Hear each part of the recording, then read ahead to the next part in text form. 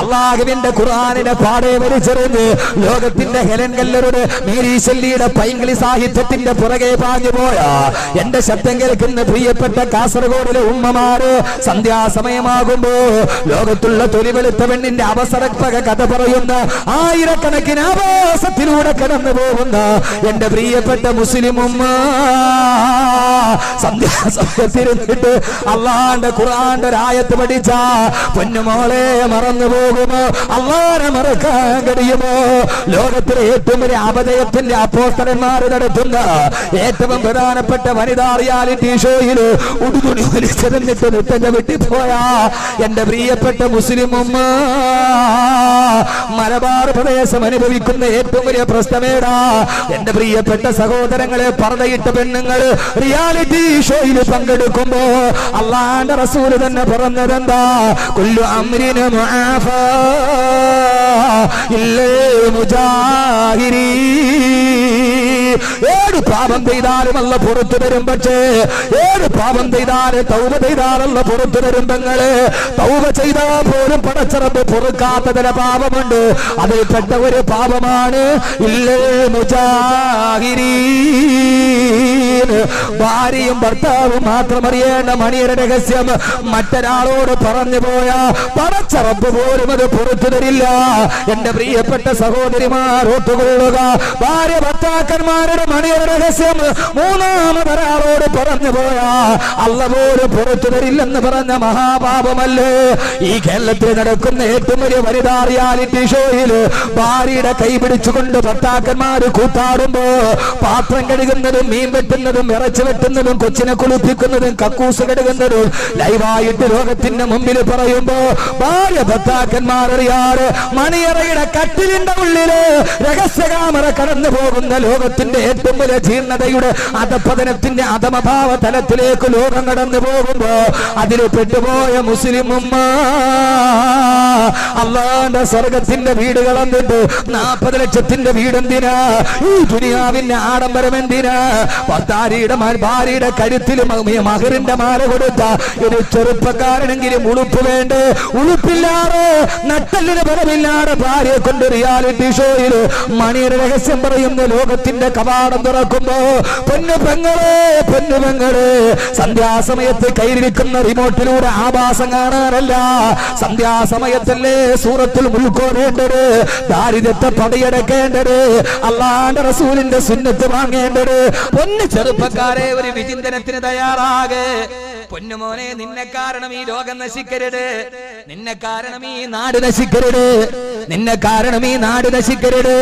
സമൂദ് ഗോത്രം നശിക്കാൻ കാരണം വകാന ഫിൽ മദീനത്തി തിസ്അതു റഹ്തിൻ യുഫ്സിദൂന ഫിൽ അർളി വലാ യുസ്ലിഹൂൻ.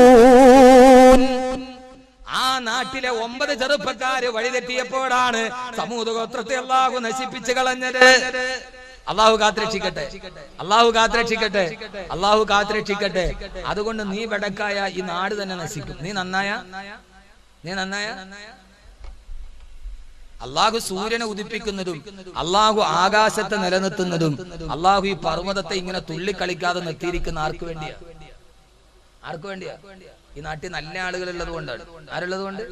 അല്ലാതെ പട്ടിപ്പലിശക്കാരന് വേണ്ടിയല്ല, തെമ്മാടിക്ക് വേണ്ടിയല്ല, കള്ളുകുടിയന് വേണ്ടിയല്ല. ആളുകൾ വിചാരിക്കും ഇവൻ ഇമാതിരി കുടി കുടിച്ചിട്ട് ഇവന്റെ കരൾ മാത്രം ദ്രവിക്കണില്ലല്ലോ, അത് അള്ള പഹയനെ പന പോലെ വളർത്തും. ഇവൻ ഇമാതിരി സിനിമാക്കോട്ടെ പോയിട്ട് പ്രശ്നം ഉണ്ടാക്കിയാലും സിനിമാക്കോട്ട, ഞാൻ പലപ്പോഴും പറയാണ്ട്, ഈ സിനിമാക്കോട്ടെ ഇബ്ലീസ് വരുമോ? തിയേറ്ററിൽ ശൈത്താൻ വരുമോ? ഇല്ല. കാര്യം എന്താ? അവിടെ ഉള്ള മൊത്തം ശൈത്താനാ. അപ്പൊ അതുകൊണ്ട് സിനിമാക്കോട്ട പൂട്ടുവോ? എത്രയോ തിയേറ്ററിൽ പടത്തിന് വേണ്ടി ടിക്കറ്റിന് പോയിട്ട് വഴക്കുണ്ടായി കത്തിക്കുത്തുണ്ടാക്കിയിട്ടുണ്ട്. എത്ര പേര് മരിച്ചിട്ടുണ്ട്. ഇന്നേ വരെ തിയേറ്റർ ഒരു ദിവസം പൂട്ടിയിട്ടിട്ടുണ്ട്. എത്രയോ ബാറുകളിൽ അടി ഉണ്ടാക്കിയിട്ട് പള്ളക്ക് കുത്തിയിട്ടുണ്ട്. ഇന്നേ വരെ ബാർ 2 ദിവസം അടച്ചിട്ടിട്ടുണ്ട്. ഇല്ല. എന്റെ വീടിന്റെ ഒരു 2 കിലോമീറ്റർ അകലെ ഒരു കള്ളുഷാപ്പ് ഉണ്ട്. അതിന്റെ പേര് തന്നെ 8 അടി വീരൻ. ആ കള്ളുഷാപ്പിന്റെ പേര് 8 അടി വീരൻ. കാരണം അവിടെ നിന്ന് കുടിച്ചാ പിന്നെ 8 അടിയെ നടക്കും, 9ാമത്തെ അടിക്ക് മൗത്താവും. അതിനാണ് അതിന് അമ്മാതിരി പേര് വന്നത്. 8 അടി വീരൻ ആ ഷാപ്പിനെ പറഞ്ഞു. അവിടെ ഒരു ദിവസം വൈകുന്നേരം ഞാൻ വരുമ്പോ ഭയങ്കര ആൾക്കൂട്ടം. നോക്കിയപ്പോ ഭയങ്കര ആൾക്കൂട്ടം. അവിടെ കള്ളു കുടിച്ചിട്ട് കത്തിക്കുത്തുണ്ടായി, ഒരാൾ ചത്തു. ഞാൻ വിചാരിച്ചു പടച്ചോനെ ഇനി ഇത് ഈ ഷാപ്പ് തുറക്കൂല. പിറ്റേ ദിവസം വൈകുന്നേരം അത് തുറന്നു. കള്ള് ഷാപ്പിൽ ഇബ്ലീസ് പോകുമോ? ഇല്ല.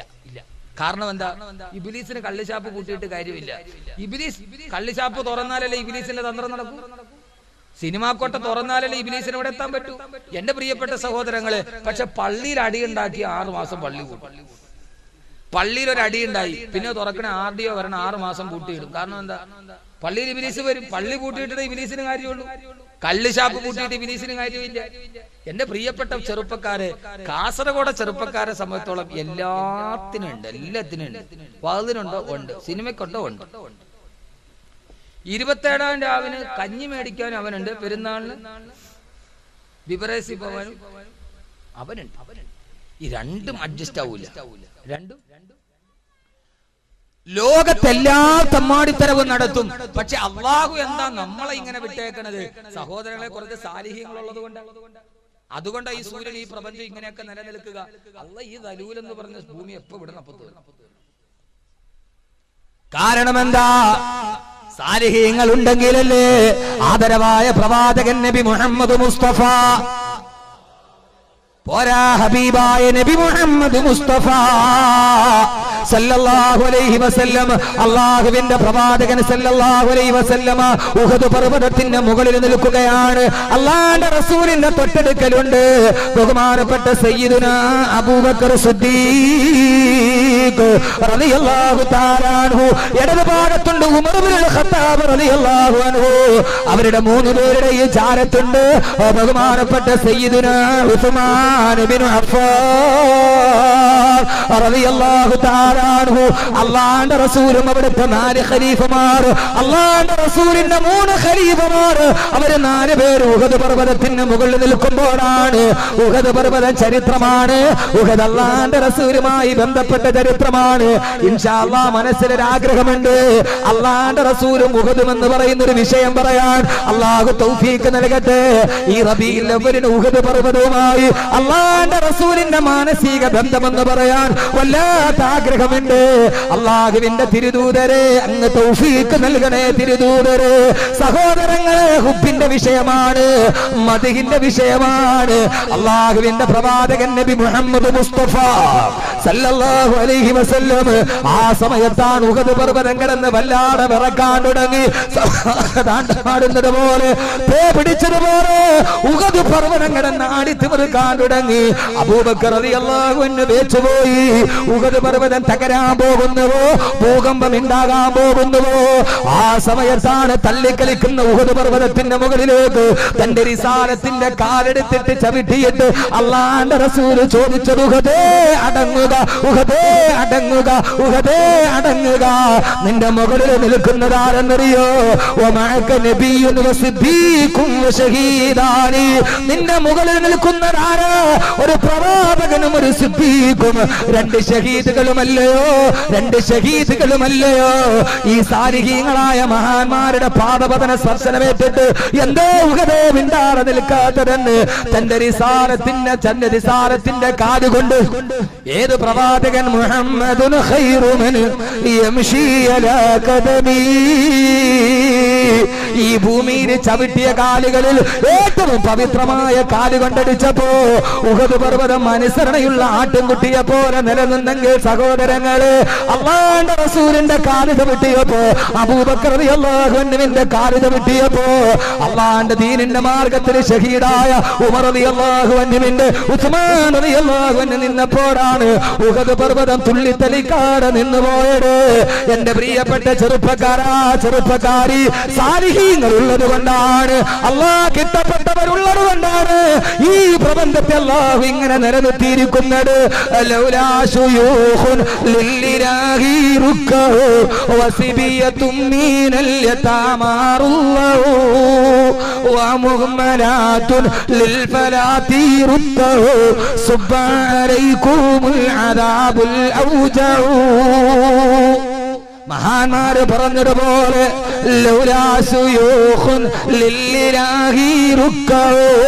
അള്ളാഹുവിന് ഇബാദത്ത് ചെയ്യുന്ന, അള്ളാഹുവിന് തസ്ബീഹ് ചെയ്യുന്ന എത്രയോ വൃദ്ധന്മാർ ഈ ലോകത്തില്ലായിരുന്നെങ്കിൽ, എത്രയോ വൃദ്ധന്മാർ എത്രയോ സാലിഹീങ്ങളായ വൃദ്ധന്മാര് ആ വൃദ്ധന്മാർ ഈ ലോകത്തില്ലായിരുന്നുവെങ്കിൽ സഹോദരങ്ങളെ സഹോദരിമാരെ നമ്മുടെ വീട്ടിലൊരു വൃദ്ധനുണ്ടെങ്കിൽ ആ വൃദ്ധനെങ്ങാനും മരിച്ചുപോയോ ആശ്വാസം മനസ്സിൽ തോന്നരുത്.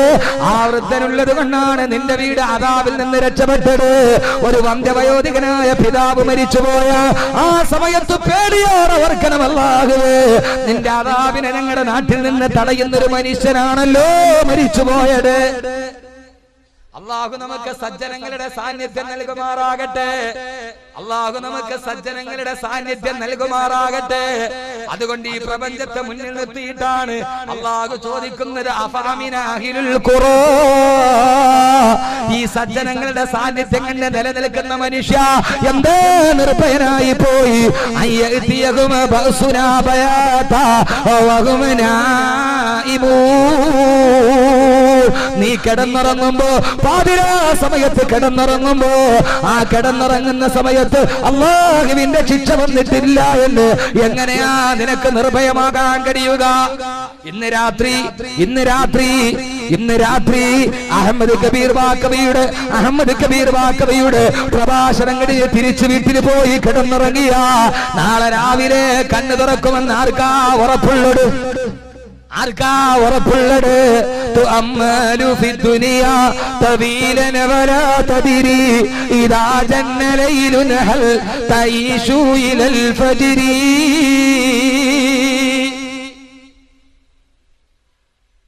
തുഅമ്മലു ഫിദ്ദുനിയാ തബീലൻ വലാ തദിരി ഇദാ ജന്ന ലൈലുൻ ഹൽ തഈശു ഇലൽ ഫജ്രി.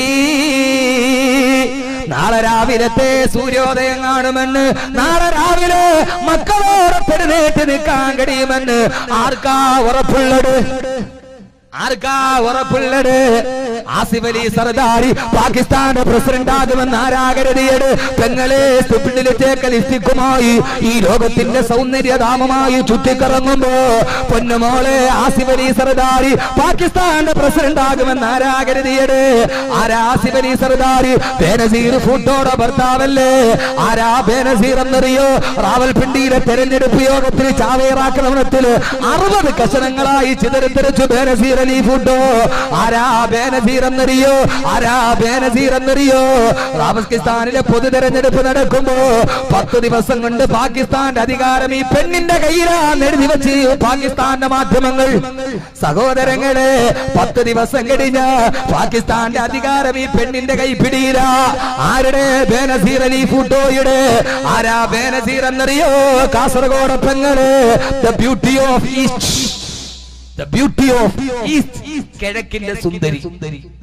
ആരാ ബേനസീർ? കാസർഗോഡ് പെങ്ങളെ മൈലാഞ്ചി കല്യാണത്തിന് 10,000ന്റെ പർദ്ദയിട്ട് ബ്യൂട്ടി പാർലറിൽ പോയി ഒരുങ്ങി അമ്മായി ഉമ്മാന്റെ ഉമ്മ, പെണ്ണിന്റെ കൊച്ചുമ്മ, കൊച്ചാപ്പ എല്ലാരും കൂടെ ഒരുങ്ങി ഒരുമാതിരി കെട്ടുകാഴ്ച. നമ്മുടെ അമ്പലത്തിലൊക്കെ പൂരക്കാഴ്ച കാണുന്നില്ലേ? അമ്മാതിരി ഒരു പൂരക്കാഴ്ച മാതിരി കല്യാണത്തിന് കെട്ടി ഒരുങ്ങിയിരിക്കൂലോ. കാസർഗോഡ് കല്യാണത്തിന് ബ്യൂട്ടി പാർലറിൽ കിട്ടുന്ന പൈസയുടെ അളവെത്രയാ?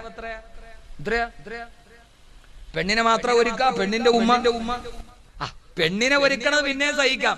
പെണ്ണിന്റെ ഉമ്മ ആ മുഖത്തെ കുടിയൊക്കെ പുട്ടിയിട്ട് നന്നായിട്ട് അടച്ച് നന്നായിട്ടൊന്ന് ഒരു 60ന്റെ പേപ്പറൊക്കെ ഇട്ട് പിടിച്ച് 10-60 വയസ്സായിട്ട് കുറെ കുഴിയൊക്കെ വീണിട്ടുണ്ടാവേ. അതൊക്കെ അടിച്ച് നിരപ്പാക്കി ടാറൊക്കെ ഇട്ട് എത്താ ഒരുക്കം. എന്റെ പെങ്ങളെ ഇതൊക്കെ ഒരുങ്ങിയിട്ട് ഇങ്ങനെ വെച്ചാലും ഇന്ദുലേഖയുടെ 10 കുപ്പി തേച്ചിട്ട് ഇതൊക്കെ വളർത്തിയിട്ട് അങ്ങോട്ട് ഇട്ടാൽ ഈ മുടി എന്താ? ഇതൊക്കെ അങ്ങോട്ട് പൊഴിഞ്ഞങ്ങോട്ട് പോകാനുള്ളതല്ല പൊന്നു മോനെ. അമേരിക്ക എന്ന് പറയുന്ന ലോക പോലീസിനെ സ്വന്തം വിരൽ കൊണ്ട് വിറപ്പിച്ച ഹ്യൂഗോ ചാവേസിന് ക്യാൻസറാ. ലോകത്ത് വിറപ്പിച്ചവനെ ഈ ക്യാൻസർ വിറപ്പിച്ചു. അല്ലാഹു ആ രോഗമുള്ളവർക്കൊക്കെ ശിഫ നൽകട്ടെ. മോനെ ഹ്യൂഗോ ചാവേസിന് ക്യാൻസറാ. ഹരിത വിപ്ലവത്തിന്റെ ക്യൂബൻ വിപ്ലവത്തിന്റെ ഉപജ്ഞാതാവ് ഫിഡൽ കാസ്ട്രോയ്ക്കും ക്യാൻസറാ. മോനെ ഒരു ഓവറിൽ 6 സിക്സർ പറത്തിയ നിന്റെ എല്ലാവരെയും റോൾ മോഡലായ സാക്ഷാൽ നിന്റെ യുവരാജിനും ക്യാൻസറാ. പൊന്നുപെങ്ങള് ഈർക്കിരി പോലെ സ്ലിം ബ്യൂട്ടി ആയിട്ട് കയ്യിലൊരു കോടിയുമായിട്ട് വന്ന നിന്റെ മമതയ്ക്കും ക്യാൻസറാ. നിന്റെ മന്ദയ്ക്ക് ക്യാൻസറാ തുഅമ്മലു ഫി ദുനിയാ തവീലൻ വലാ തദിരി ഇദാ ജന്ന ലൈലുൻ ഹൽ തഈശു ഇലൽ ഫജ്രി. അമിതാവേശത്തിന്റെ എന്നോട് വല്ലാത്ത ഈർഷ്യ തോന്നിയാലും പ്രശ്നമില്ല. അള്ളാന്റെ തീം പറഞ്ഞാൽ അതിന്റെ പേര് വൈരാഗ്യം തോന്നിയിട്ട് കാര്യമെന്താ? കാസർഗോഡ് ചെറുപ്പക്കാരാ, നിനക്കിത്തിരി ആർഭാടം കൂടുതലാ. കല്യാണത്തിന്റെ തലേ ദിവസം എത്ര മുഖമാ പത്രത്തിന്റെ ഒരു പേജ് മുഴുവനും 10,000 മുടക്കി പരസ്യം ചെയ്യുമ്പോ പൊന്നുമോനെ ആ മുഖമേടെന്നറിയോ? ആ മുഖം നാളെ കിബിലക്ക് നേരെ തിരിച്ചിട്ട് മണ്ണിലോട്ട് ചേർത്ത് വെക്കേണ്ടതല്ലേ? നീ പല വിവിധ പോസ്റ്റിൽ ചെന്ന് പോസ്റ്റ് ചെയ്യാറുണ്ടല്ലോ. നിങ്ങൾ എന്നെ ഇത് കഴിഞ്ഞിട്ട് എന്നെ എന്ത് പറഞ്ഞാലും പ്രശ്നമില്ല. സഹോദരങ്ങള്, അഹമ്മദ് കബീർ പടച്ചറപ്പിന്റെ മുമ്പിൽ നിൽക്കേണ്ടതല്ലേ? ആ മുഖം എവിടെ വെക്കാനുള്ളടാ? നാളെ 3 വെള്ളത്തുണിയിൽ പൊതിഞ്ഞിട്ട് 6 പേരുടെ കയ്യിലേറി കടന്നു പോകുമ്പോ ഹസിർമേ ഫിർമിലേ ഗേ മേരേ ദോസ്തോ ബസ് ഗയി ഏ മക്കാം ആഖരി ആഖരി हशर में फिर मिलेंगे मेरे दोस्तों. എന്റെ കൂട്ടുകാരെ പോവുകയാണ്. കല്യാണത്തിന് ആശംസ പറഞ്ഞവന്, കല്യാണത്തിന് തിമിർത്താടിയവന്, കല്യാണത്തിന്റെ പുതിയാപ്പിളക്കിയിട്ട് കാസർഗോഡ് ടൗൺ മുഴുവനും ബൈക്കിൽ ആവാസം പറഞ്ഞ് ബ്ലോക്ക് സൃഷ്ടിച്ചവന് ഞാൻ പോവുകയാണ്. കല്യാണത്തിന് ആർഭാടം നടത്തിയവനെ ഞാൻ പോവുകയാണ്. എവിടേക്കെന്നറിയോ? ഞാൻ പോവുകയാണ് പരലോകത്തേക്ക്.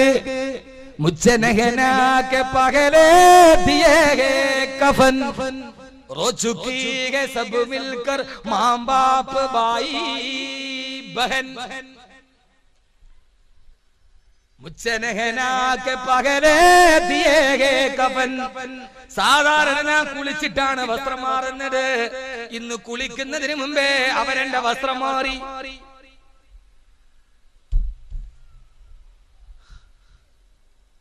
സാധാരണ ഞാൻ കുളിച്ച് തല തുവർത്തി പൗഡറിട്ട് ബോഡി സ്പ്രേ അടിച്ച് ഞാൻ എന്റെ ജെല്ല് തേച്ചെന്റെ മുടി നന്നായി സ്പൈക്ക് ചെയ്ത് എത്ര സുന്ദരനായിട്ടാ ഞാൻ ഇറങ്ങുക.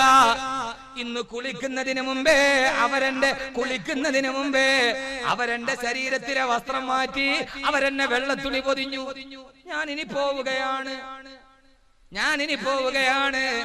അല്ല പറഞ്ഞ ആയത്ത് ഞാൻ അവസാനിപ്പിക്കുകയാണ്. അല്ലാഹുവിലേക്കല്ലേ മടങ്ങേണ്ടത്.